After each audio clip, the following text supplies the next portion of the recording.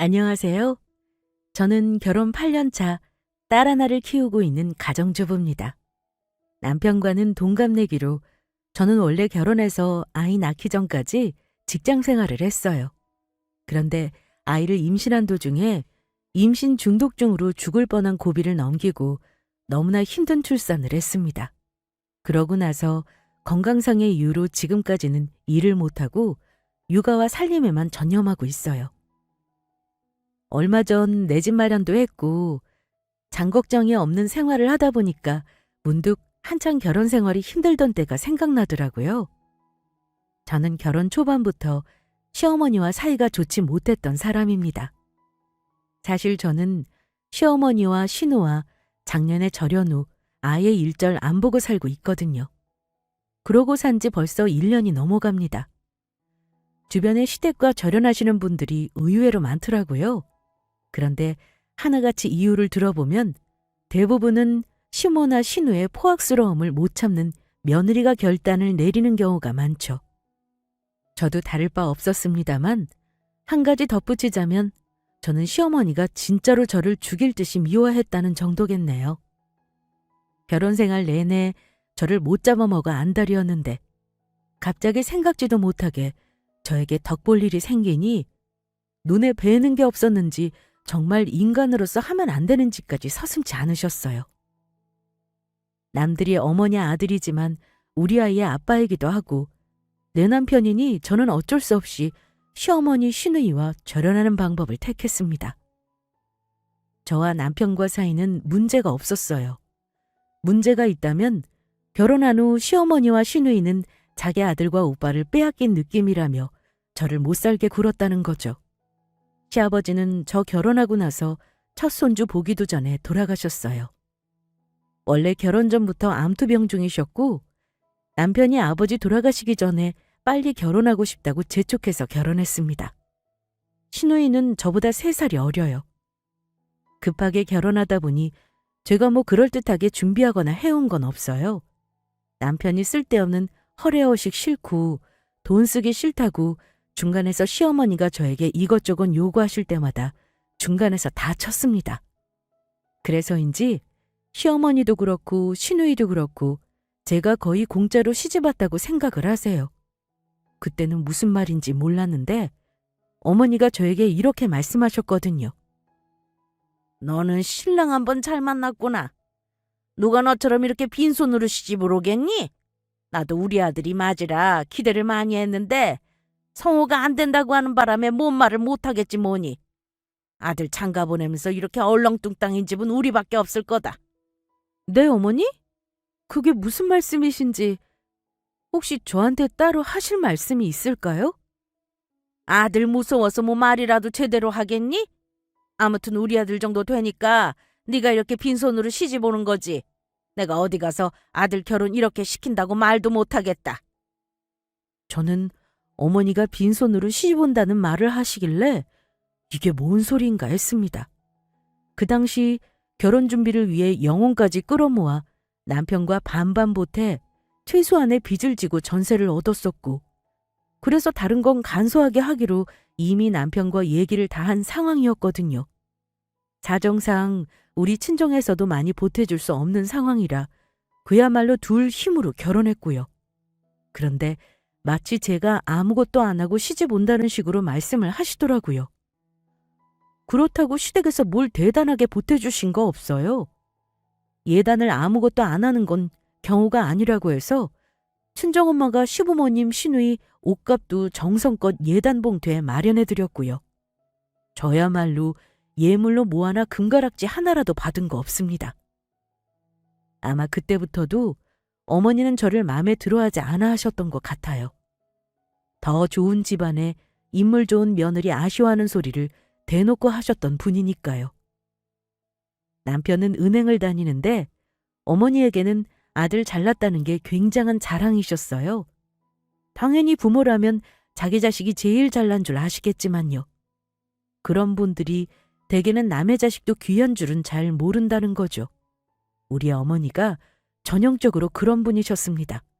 그러니 내내 저를 아들을 빼앗아간 도둑년 취급을 하시고 언제든 저를 내치고도 아들은 새장가를 갈 수 있다고 철석같이 믿으셨죠.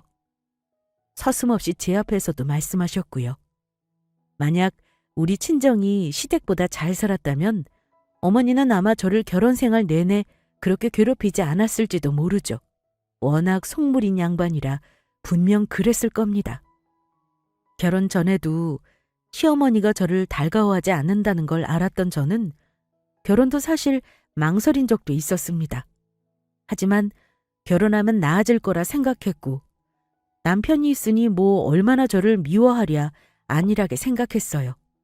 그런데 결혼하고 나서 시어머니는 저의 예상과 달리 얼마나 저를 못살게 구셨는지 모릅니다.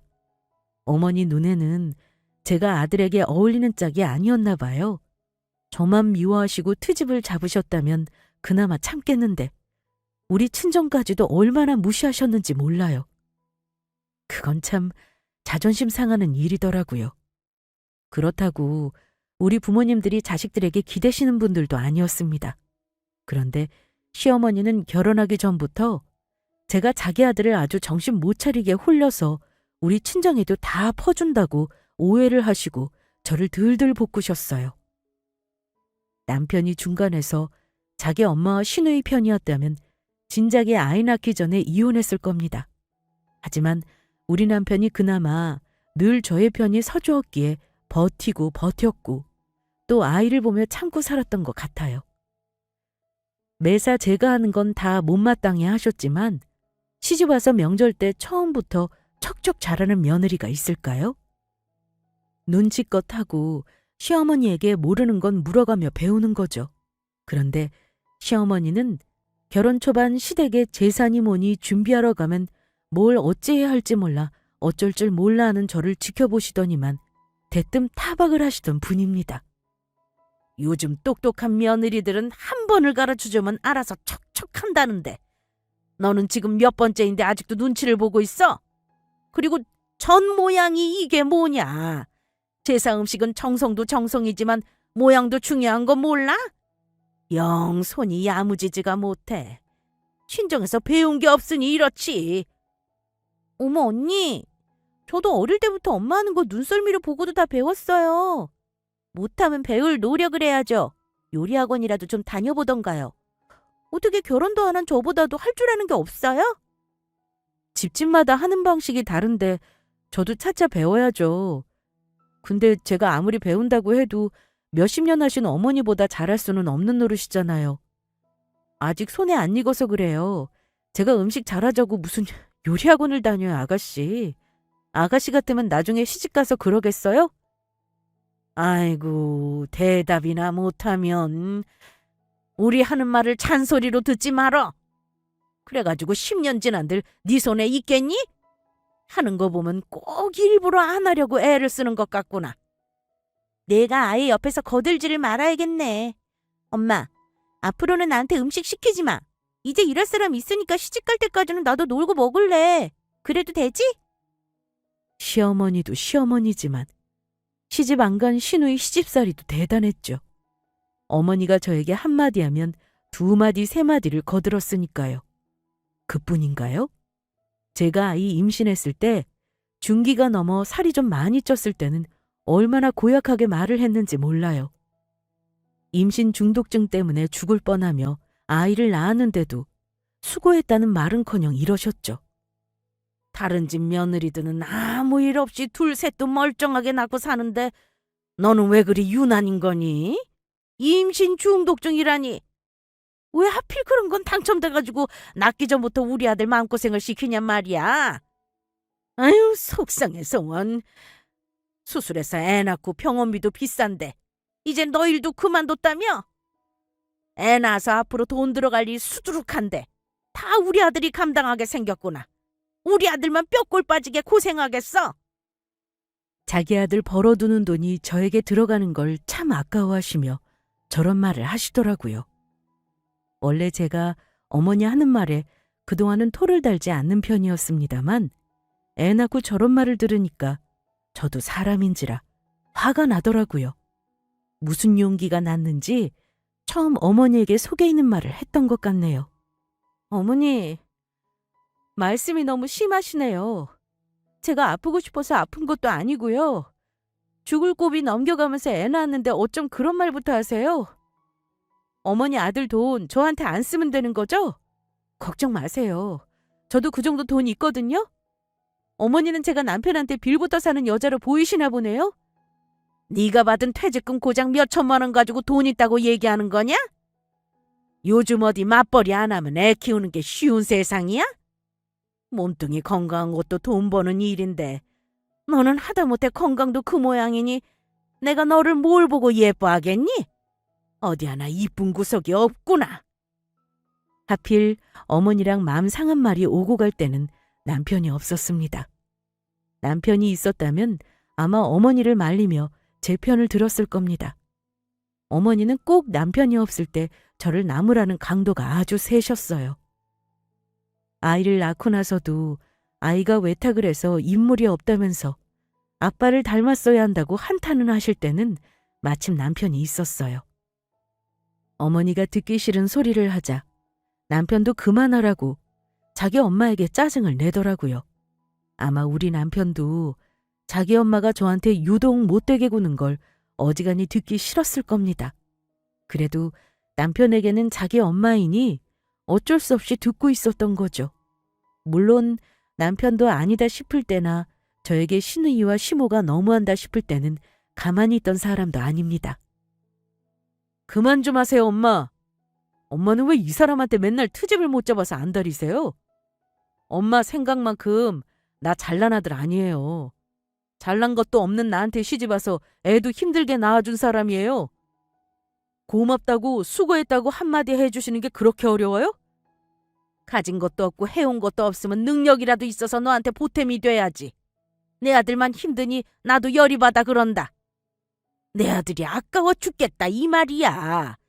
가진 것도 없는 둘이 결혼하니 이렇게 힘들게 사는 거 아니냐.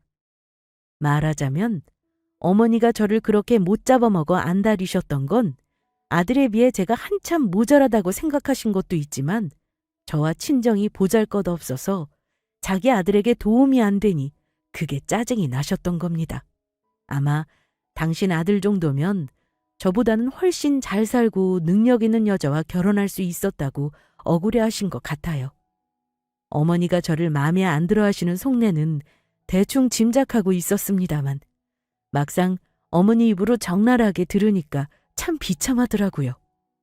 그때부터 저는 어머니를 더 이상 안 보고 살고 싶다는 생각은 막연하게 하고 있었어요. 친정 부모님에게 저 모자람 없는 딸입니다. 비록 형편이 아주 넉넉하지는 않아도 부모님이 저 대충 키우지 않으셨어요. 형편 닿는 한은 공부 다 시켜주셨고 저도 제 앞가림 했고요. 시어머니에게 저런 말을 들으니 내가 이런 취급을 받는다는 사실이 우리 친정 부모님께 너무 죄송스럽더라고요. 저뿐만 아니라 친정 식구들까지 무시받는 기분은 아마 당해본 사람이 아니면 모를 겁니다. 그렇게 시가 식구들에 대한 불만이 저 나름대로 커져가고 있었습니다.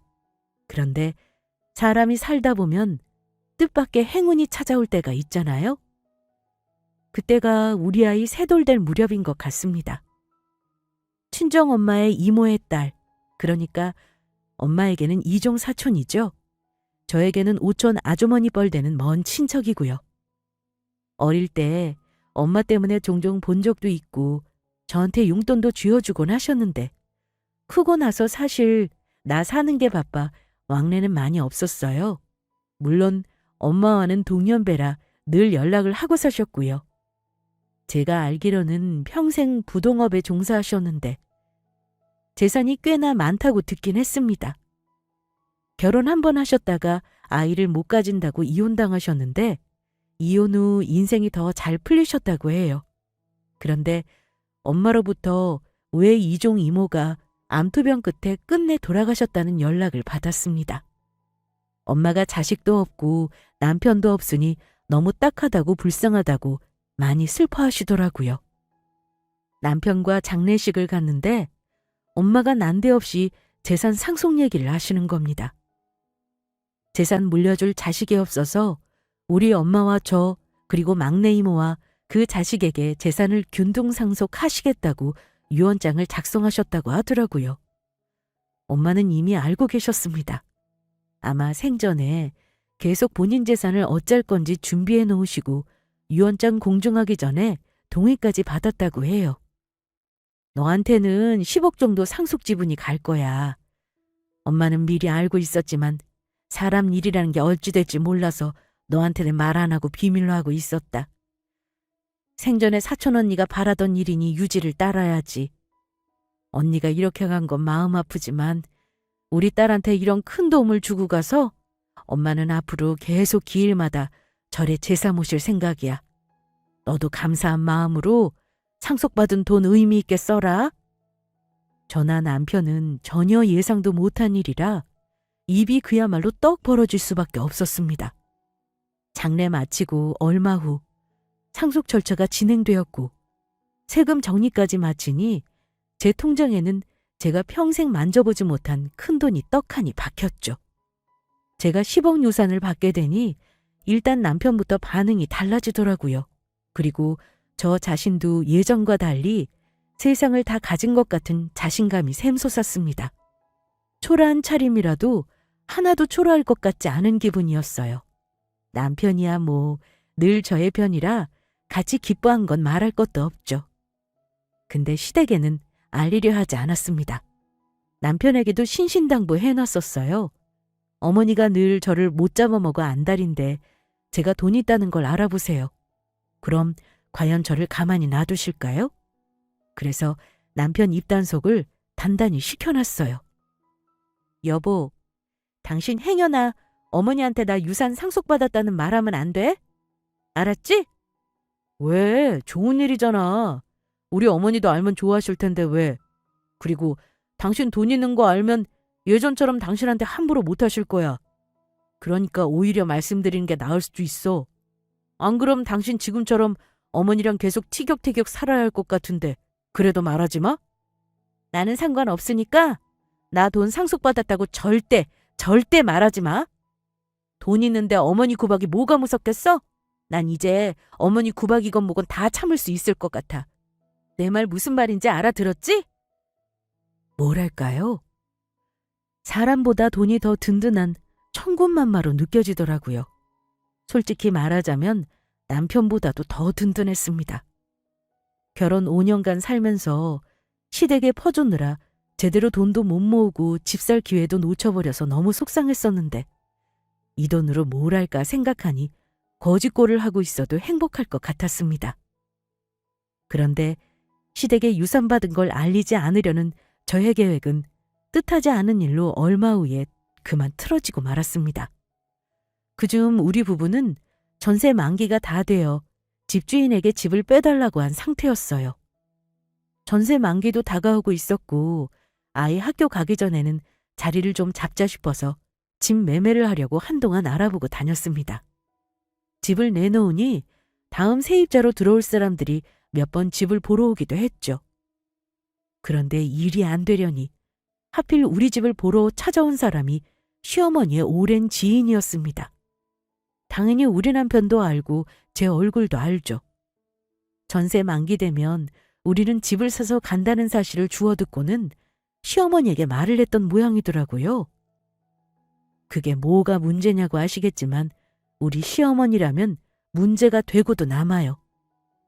가뜩이나 우리 집 재정에 일일이 간섭하며 우리 친정에 돈 들어갈까봐 전전긍긍하시고 아들이 혼자 돈 버느라 힘들다고 하시는 분이니까요. 집을 산다고 하면 당연히 궁금해하실 게 뻔했습니다.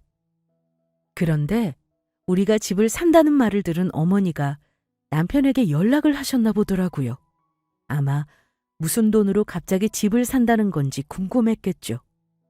그런데 얼마 후 남편이 집에 왔는데 막 씩씩거리면서 저한테 미안한 말을 해야겠다는 겁니다. 여보, 나 당신한테 할 말이 있는데 화내지 말아주라. 화낼 일이면 하지 말았어야지. 대체 무슨 일인데 화내지 말란 말부터 하는 거야? 그랬더니 어머니가 느닷없이 전화로 우리 집 사는 걸 물어보셨다고 하더라고요. 어머니가 우리 집 사서 나간다는 소리를 들으셨나 봐. 근데 아주 난리를 치시더라고. 지금도 살기 힘든데 왜 땡빚을 내서 무리를 하냐고. 당신한테 일하라고 한 소리 해야겠다고 난리를 치시길래 처음에는 나도 잘 말씀드렸거든. 우리가 알아서 할 일이라고 했는데 오늘 당장 우리 집에 오신다는 거야. 그래서 설마 당신 우리 돈 있다고 말씀드린 거야? 그게 엄마가 너 편히 사는 꼴 못 보겠다고 집 살 때 처갓집에도 보태달라고 얘기 안 하면 직접 하시겠다고 하길래 당신 그만 좀 괴롭히라고 했지 뭐. 당신 무시당할 사람 아니고 우리 집 사는 거 당신 돈으로 사서 당신 명의로 할 거니까 다시는 그런 소리 하지 마시라 했어. 앞으로 우리 어머니가 당신 무시하는 일 없을 거야. 어머니가 우리 돈 어디서 났냐고 물으셨을 거 아니야. 나 상속받았다고 다 얘기했어? 남편은 오히려 내가 돈이 있다고 하면 어머니가 저를 무시할 일이 없을 거라고 하더군요. 그래서 내가 당신네 외가 친척한테 상속받은 얘기를 할 수밖에 없었어. 당신도 우리 어머니가 친정 나쁘게 얘기하실 때마다 속상했을 거 아니야. 이제는 우리 어머니가 당신한테 함부로 못하실걸? 내 말 믿어보라니까? 글쎄, 어머니가 과연 나한테 하는 행동이 달라지실까? 나는 더 괴롭히실 것 같은데 예전하고 다른 방법으로 괴롭히시겠지. 내가 말하지 말라는 이유가 다 있는 건데 당신은 왜 말을 해가지고 사람 속 시끄럽게 만들어? 당신이 더 안 힘들었으면 해서 그런 거지. 혹시 어머니가 당신 힘들게 하거나 이상한 낌새 보이면 나한테 무조건 얘기해. 알았지? 남편은 저에게 함부로 못할 거라 장담했지만 솔직히 말해 저의 생각은 달랐습니다. 어머니는 저에게 어떻게 해서든 그 돈을 뜯어내시려고 할 게 뻔했어요. 그래서 감추자고 한 건데 남편 딴에는 저 무시 안 당하게 한다고 저리 말을 해버린 거죠. 이미 엎질러진 물이니 남편을 더 타박할 수도 없었어요. 그래도 우리 가족 잘 사는 일이니까 설마 하니 저에게 이상한 요구는 안 하실 거라고 짐작만 할 뿐이었습니다. 그런데 며칠 지나지 않아 저의 예상대로 역시 시어머니가 할 말이 있다고 보자는 말을 하시더라고요. 분명 제가 돈 상속받은 것 때문에 몸이 달아 있으셨겠죠. 직접 우리 집까지 오시겠다고 하시더군요. 어머니는 저에게 정확하게 확인을 하고 싶으셨던 거겠죠. 득달같이 집에 오신 어머니는 결혼해서 한 번도 저에게 보여준 적 없었던 인자한 얼굴로 물었습니다. 너희 집 산다는 소식 아비통에 들었다. 근데 아비가 황당한 소리를 하더구나. 네가 외가 쪽 먼 친척한테 유산을 상속받았다고 말이야. 그게 정말이니? 그 돈으로 집 사는 거 맞는 거야? 어머니는 남편에게 제가 상속받는다는 말만 들었지 정확히 액수는 모르시는 듯 했습니다. 아마 대놓고 묻고 싶어서 입이 근질거리셨겠죠. 하지만 저는 액수까지는 어머니에게 말해주지 않을 작정이었습니다. 네, 그이가 얘기했죠? 그럼 그런가 보다 그냥 지켜보시지 뭘 오시기까지 하셨어요. 어머니, 그동안 우리 못 산다고 그렇게 마음 아파하셨잖아요. 이제는 저한테 그런 소리 안 해도 되세요. 세상에, 정말이구나. 나는 네 친정가족 중에 그런 부자가 있는 줄은 몰랐다. 근데 말이야, 혹시 얼마 정도 상속받은 거니? 집 한 채를 대출 없이 살 정도 되는 거지? 10억? 15억? 아니면 20억? 예, 속 시원히 말 좀 해봐. 그래야 나도 안심을 하지. 혹시 집 사면 그 집 명의는 우리 아들로 해줄 거야? 어머니, 제 돈으로 사는 건데 당연히 명의는 제 이름이죠. 그리고 액수는 뭐 그리 궁금해하세요? 정확한 건 남편도 몰라요. 누구에게는 적은 돈일 수도 있고 누구에게는 많은 돈일 수도 있는 금액이에요, 어머니. 그렇게만 알고 계세요.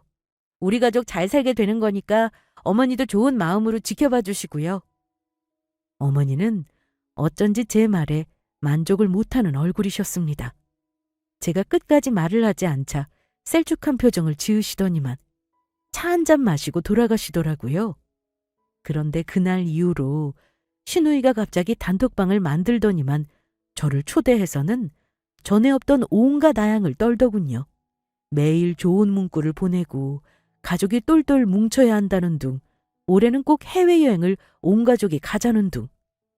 그동안 저를 무시하던 시어머니와 시누이가 갑자기 달라진 태도를 보이니 너무 속이 보여 우습기도 했습니다. 얼마짜리 집을 사는지를 묻고 같이 집을 보러 가자고 하며 어떻게든 제가 받은 상속 금액을 알려고 하더군요. 생전 우리 아이 한 번 봐준 적 없는 시누이나 시어머니는 갑자기 우리 부부 데이트라도 하라며 아이를 봐주겠다고까지 하더라고요. 하지만 순수한 마음이 아닌 것이 뻔히 보여 기분 나쁘지 않게 거절했습니다. 며칠에 한 번씩 반찬 보따리를 싸들고 오지를 않나. 몸 약한 저 보시나라고 삼계탕을 끓여오질 않나. 갑자기 잘해주는 시어머니와 시누에게 적응이 안 되더라고요. 하지만 저는 은근히 금액을 알고 싶어하는 그 둘에게 절대 액수를 알려주지 않았습니다. 하지만 자기들끼리 짐작하기로는 대강 최소 10억은 넘는 돈이겠거니 알고는 있었을 겁니다. 집을 대출 없이 살 수 있는 금액이라고 했으니까요. 그런데 얼마 후 시어머니가 한 번도 연락도 없이 집에 들이닥치시더니만 뭘 잔뜩 싸들고 오셔서는 저에게 앉아보라고 하시는 거예요. 어머니, 이게 다 뭐예요? 연락이나 하고 오시지. 저 지금 막 아이랑 마트 가려던 참인데요. 급하게 오느라 연락 못했어. 너한테 빨리 주고 싶어서 온 거다. 이게 얼마나 귀한 약인 줄 아니? 내가 몸에 좋다는 약재 어렵게 구해서 가져온 거야. 시어머니가 가져오신 건 한약 보따리였습니다. 약을 이렇게나 많이요? 이거 우리 그이 먹이면 되는 건가요? 당연히 몸에 좋은 거니 남편에게 먹이라는 한약인 줄 알았죠. 그런데 어머니가 펄쩍 뛰시는 겁니다. 어머 얘! 절대 안 돼! 이거 남자는 절대 먹으면 안 되는 약재로 만든 거야. 네가 몸이 차다고 하지 않았어? 내가 너 몸 생각해서 특별히 지어온 약이다. 네? 저 이런 약 안 먹어도 되는데요, 어머니. 뭘 이렇게나 많이 지어오셨어요? 내가 그동안 너한테 너무 심했지? 생각을 해보니까 나도 너한테 참 너무했다 싶었지 뭐야. 그래도 네가 돈이 생겨서 우리 아들 편하게 사나 싶어 마음도 놓이고. 아무튼 나도 이제는 너를 내 딸이라 생각하고 잘해주마. 혹시 나한테 서운한 거 많았어도 오늘 이 한약 지어주는 시어미 마음 생각해서 풀어라. 사실 저는 출산 후 몸이 안 좋아져서 먹는 약들이 있었기 때문에 한약을 함부로 먹으면 안 되는 몸이에요. 게다가 처방도 받지 않은 한약이잖아요. 제 몸에 혹여 안 맞을까봐 저는 솔직히 먹기가 꺼려졌습니다. 하지만 싫다고 안 받았다가는 어머니가 또 어찌 나올지 몰라 그냥 감사히 먹겠다고 하고 받았습니다. 어머니는 가시면서 저에게 신신당부를 하시더라고요. 너 그 약 비싼 거다. 내가 특별히 너 위해서 약재상 가서 다린 거야. 절대 아비 먹이지 말고 네가 다 먹어. 알겠니? 내가 다음에 와서 확인할 거야. 어머니 당부에 대답을 했지만 저는 먹을 생각은 없었습니다. 그래서 포장도 뜯지 않고 혹시 다른 사람 누굴 줘야 하나 고민을 하고 있었습니다. 그런데 다음 날 이번에는 시누이가 지나가면서 저에게 차 한잔 하겠다고 집에 들르겠다고 하더라고요. 시누이와 시어머니 둘 다 번갈아 가며 저에게 참 별짓을 다 하는구나 싶었습니다. 그런데 시누이는 전날 시어머니가 저를 찾아온 걸 모르더라고요. 시누이 역시 시어머니에게 저희 집에 들른다는 말을 안 한 듯 했어요. 그런데 어찌나 속보이는 행동을 하는지 빵이며 과일이며 뭘 잔뜩 싸들고 왔더라고요. 아가씨, 뭘 그리 많이 싸들고 왔어요? 어제는 어머니가 저 한약 지었다고 오시더니만 오늘은 또 아가씨가 왔네요? 엄마가 어제 왔다고요? 나한테 언니 집 간다는 말 없었는데? 엄마가 와서 뭐래요? 뭘 하시긴요. 저 몸 안 좋은 거 걱정된다고 약 지어 오셨다던데요? 뭐 다른 말씀은 없으셨어요? 시누이나 시어머니나 둘 다 욕심쟁이에다 어쩜 생각하는 것까지 똑같아서 서로 얘기도 안 하고 각자 저를 찾아왔더라고요. 아마 뭐라도 받아먹을 콩고물이 있을까 하는 마음에 돈이 있다는 저를 계속 찔러보는 거 저도 알고 있었습니다. 엄마가 약을요? 언니 주겠다고 지어왔다고요? 어머, 엄마 진짜 나한테 말도 안 하고 개인 행동했다 이거지? 대체 무슨 약을 지어왔대요? 아, 저기 올려놓은 저 약이에요. 아직 뜯지도 못했네요. 제가 사실은 한약을 함부로 먹을 수 없는 몸이라 몸에 좋다길래 남편 줄까 했더니 어머니가 이건 여자한테 특화된 약이라고 꼭 저 먹으라고 하시더라고요. 그래요? 언니 못 먹으면 그냥 나라도 먹을까? 언니, 맛이나 보게 한번 뜯어봐요. 신우이가 한 팩 뜯어달라기에 저는 아무 생각 없이 어머니가 가져온 한약을 한 팩 뜯었습니다. 그러니 신우이가 양이 적다며 2팩을 뜯어달라대요. 그래서 해달라는 대로 해줬죠. 단숨에 컵에 따른 한약을 원샷 하더라고요. 어우, 몸에 좋은 거라고니 입에 쫙쫙 붙네. 언니, 이거 내가 그냥 가져갈게요. 괜찮죠? 네, 그러세요. 어차피 저도 못 먹는걸요. 그리고는 신우이가 사온 빵을 먹자길래 꺼내서 먹고 있었죠. 한 10분이나 지났을까요? 조금 전까지 아무렇지 않게 포크를 들고 있던 신우이가 갑자기 이상하더라고요. 손을 벌벌 떨더니만 얼굴이 창백해지는 겁니다. 저도 놀랐지만 신우이도 갑자기 자기 몸이 이상해지니 당황하더군요. 언니, 어머, 나 왜 이러죠? 갑자기 얼굴로 열이 올라요. 어머, 진짜 나 왜 이러지? 그 순간이었습니다.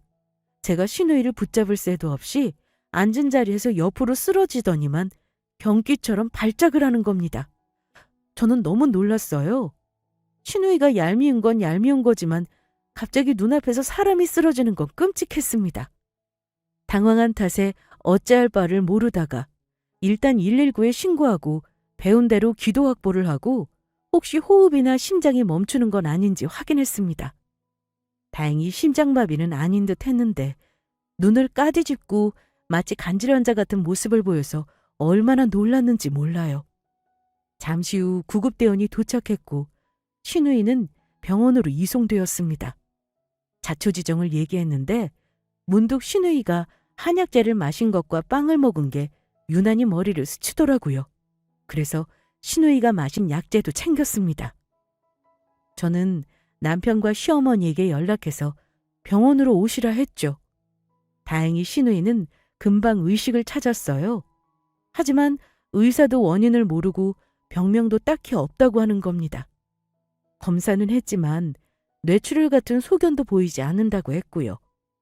원인 미상의 발작이라고 하더라고요. 혹시 모르니 신우이가 마셨다는 한약 성분은 꼭 확인해 보라고 하더군요. 그래야 치료에 도움이 된다고요. 얼마 후 시어머니와 남편이 차례로 도착했는데요. 어머니도 딸이 쓰러졌다고 하니 너무 놀라셨죠. 아니, 어제까지 멀쩡했던 애가 왜 갑자기 쓰러졌다니? 응? 나한테 너희 집 간다는 말도 없었는데 대체 무슨 일이 있었던 거야? 응? 글쎄요, 어머니. 저도 지금 너무 놀라서요. 근데 어머니, 혹시 어제 저 먹으라고 가져오신 한약이요. 정확히 무슨 약재가 들어간 거예요? 아가씨가 우리 집에 와서 어머니가 어제 주고 간 한약 맛보겠다고 해서 줬는데요. 그거 말고는 딱히 원인이 없는 것 같아요. 마신 지 10분도 안 돼서 쓰러졌거든요. 저도 너무 놀라서 일단 의사가 그 한약재 성분 좀 확인해 보래서요. 그러자 어머니가 굉장히 당황하시는 겁니다. 뭐야, 너 그 약을 우리 현주한테 먹인 거니? 제가 먹인 게 아니고요. 아가씨가 달래서 준 거죠. 대체 그 약 성분이 뭐예요? 이때부터는 뭔가 이상하다는 느낌이 오더라고요. 설마 저는 어머니가 그렇게나 악한 분이라고 생각하고 싶지 않았습니다. 뭐긴, 내가 너한테 좋은 성분이라고 했잖아. 그냥 별거 없는 한약이다. 그러니까 정확히 말해주세요. 약재라는 게 누군가한테는 독이 될 수도 있으니 묻는 거예요. 어머니, 아가씨가 아까 얼마나 끔찍하게 쓰러졌는지 아세요? 어머니가 얘기 안 하면 아가씨 진짜 위험할 수도 있어요. 저는 다소 과장해서 어머니를 몰아붙였습니다. 남편도 어머니에게 설마 하는 표정으로 대답을 기다리고 있었어요. 그런데 어머니가 기어 들어가는 목소리로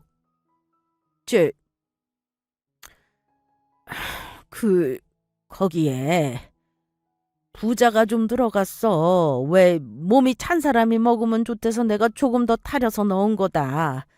그거 말고는 뭐 감초랑 당기랑 홍삼도 좀 들어갔고. 별거 없어. 부자요? 어머니 설마 부자를 거기에 넣으신 거예요? 저도 바보는 아닙니다. 부자라는 약재는 적게 쓰면 약이 될 수도 있지만 과량 쓰면 즉시 약효가 나타나는 약재이기도 합니다. 옛날에 사약에 들어가는 약재라고 생각하시면 돼요. 저는 너무나 놀랐습니다. 어머니는 그 약을 절대 제 몸을 위해서 지어오신 게 아니었어요. 남편은 그 약재가 뭔지도 듣고도 모르더라고요. 그게 뭔데 하는 표정이었죠. 여보, 이게 다 무슨 소리야?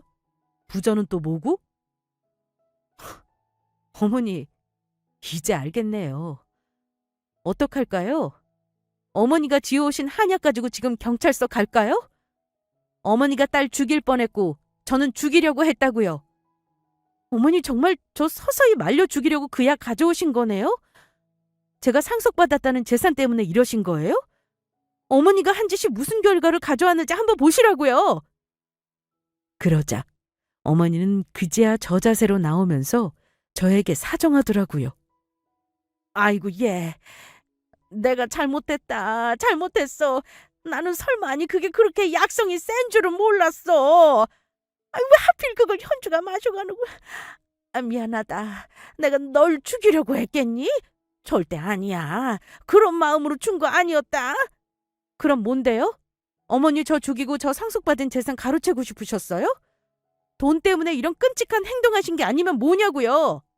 저 바보 아니에요.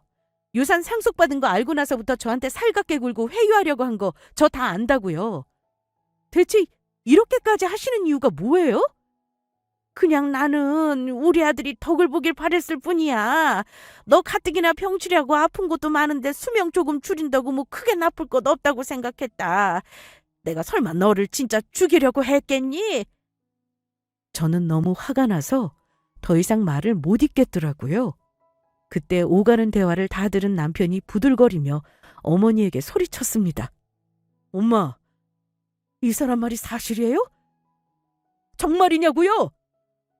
시어머니는 어쩔 줄 모르며 뭐라 말을 못하더군요. 일단 우리 현주 상태부터 봐야 하지 않겠니? 나중에 얘기하고 일단 네 동생부터 좀 보자. 응? 엄마, 가져온 약재가 어쨌든 이 사람 고생시키는 약이라는 거네요? 그거 마시고 현주 쓰러진 거 보면 우리 집사람이 마시고 정말 죽을 수도 있었던 거잖아요. 엄마 진짜 미쳤어요? 내가 우리 집사람 무시하지 말라고 돈 있다고 말한 건데 그걸 듣고 이런 끔찍한 생각을 해요? 정말 내 부모지만 저 오늘 정이 다 떨어지네요. 앞으로 엄마 다시는 우리 집사람이랑 나 볼 일 없을 거예요. 내 마누라한테 해코지하는 사람은 아무리 엄마라도 나 그냥 두고 못 본다고요. 너는 네 마누라만 보이고 엄마 생각은 안 하니? 너 엄마 아들이야. 아니요. 오늘로써 엄마 아들은 끝이에요. 나야말로 이 사람 말 안 듣고 입 함부로 놀린 걸 이제야 후회하네요. 무조건 마누라 말을 들었어야 하는데 엄마 정말 실수하신 거예요. 엄마가 한지 지금 당장 경찰서 갈 일인 거 몰라요? 이 사람한테 얼른 사과하시라고요. 저는 남편을 말렸습니다. 여보 됐어. 이제 그만해. 어머니, 오늘이 어머니랑 보는 마지막 날이라는 거 알아두세요. 어머니 딸은 괜찮을 거라니까 얼굴 잘 보고 가시고요. 어머니 경찰에 신고할지 말지는 어머니 오늘 이후 행동에 달렸다는 거 알아두세요. 다시는 저한테 연락하지 마시고 우리 아이 보고 싶다는 말도 하지 마시라는 거예요. 혹시 신우이가 저한테 연락이나 문자라도 하는 날에는 제가 어떤 행동할지 잘 아실 거예요. 제 말 무슨 뜻인지 알아들으셨죠? 오늘부로 어머니랑 안 보고 살겠다는 거예요. 그랬더니 어머니가 하는 말이요.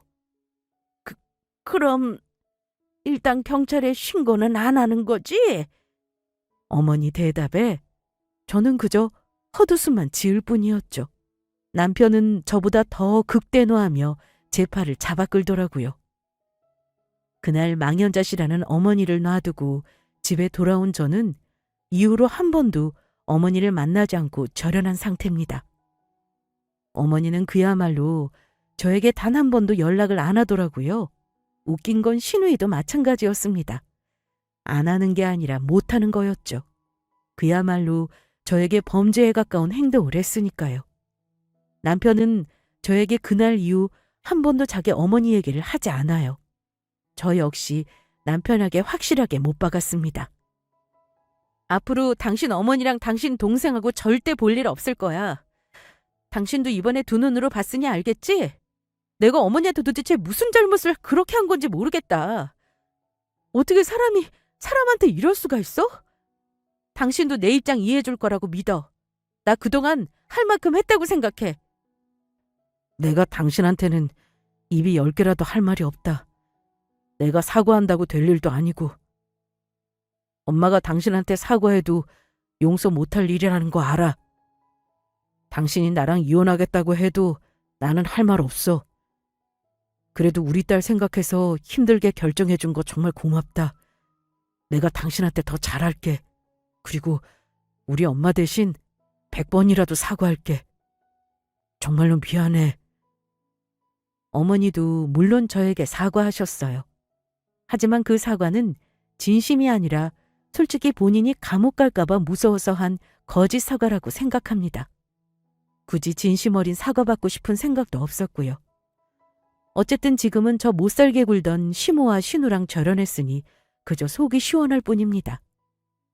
사람이 아무리 돈을 좋아해도 그렇죠. 말은 자기 아들한테 덕보게 해주고 싶었다지만 그런 방법을 써가며 며느리에게 해코지를 하다니요. 이래서 사람이 돈 때문에 살인도 하는구나 싶었죠. 그런 끔찍한 일이 일어난 지도 벌써 1년이 넘어갑니다. 저는 아이가 학교에 입학하면 숨 좀 돌리게 될 테니 그때부터는 일을 찾아 해볼까 생각 중입니다. 상속받은 유산으로 집도 샀고 이사도 잘했고 더할 나위 없이 행복한 나날을 보내고 있어요. 남편이야 뭐 제가 몸이 약한 걸 아는지라 일하지 말고 건강이나 챙기고 아이 잘 키우라고 하지만요. 굳이 회사에 들어가지 않아도 조그만 카페 같은 걸 차려보면 어떨까 생각만 하고 있어요. 어쨌든 지금 하는 고민은 그야말로 행복한 고민인 것 같아요. 어디 가서 함부로 얘기도 못하는 저의 절연 사연을 이렇게나마 털어놓아 봅니다. 저는 아마도 앞으로 시어머니가 돌아가셔도 장례도 가지 않을 것 같아요. 이런 제가 너무하신다고 생각하실까요? 구독자분들의 생각도 궁금하네요. 그럼 저의 사연을 이만 마치겠습니다.